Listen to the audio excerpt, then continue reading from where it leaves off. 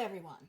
So, following a couple of days of people telling Ukraine how to not defend itself and how to not disclose which companies from its allegedly allied countries continue basically funding Russia's war, I want to remind you what is happening in Ukraine. So, let's start with this.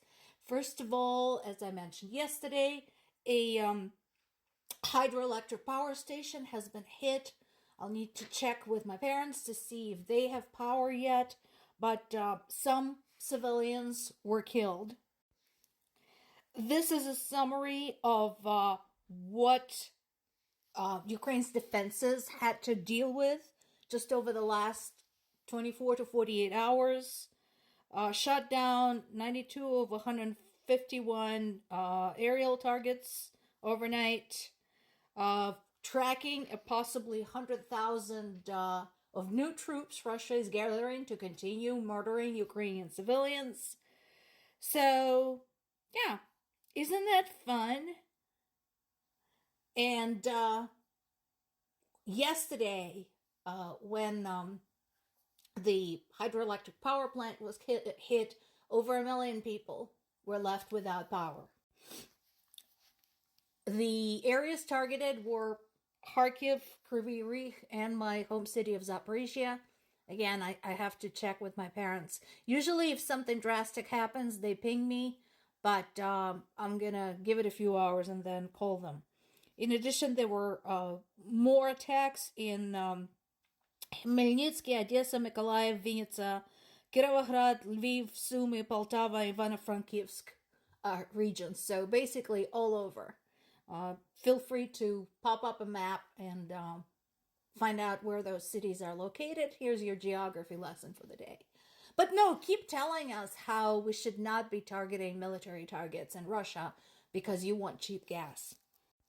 And of course, there was that big barrage in Kiev forcing people to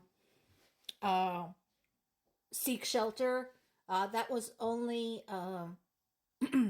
hours after the visit from U.S. National Security Advisor Sullivan. That was the dude who said Ukraine should stop targeting Russia's oil refineries. I think he should have stuck around for this. I think he missed the best of the show. Once again, incredibly and amazingly, Ukraine's utility workers were able to restore power to over 300,000 people. Still hundreds of thousands without, but this is a start. So this is just in the Kharkiv area. We have yet to get updates from Zaporizhia and Kryvyi Rih. But, you know, considering what they have to work with, can you imagine, for example, if somebody like, I don't know, Duke Power had to work with,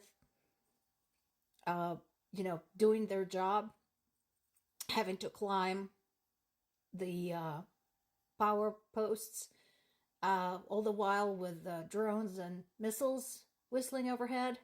Yeah, imagine that. That's what it's like. And, thank you, Chairman Cardin. I'm glad somebody gets it. This dude gets it.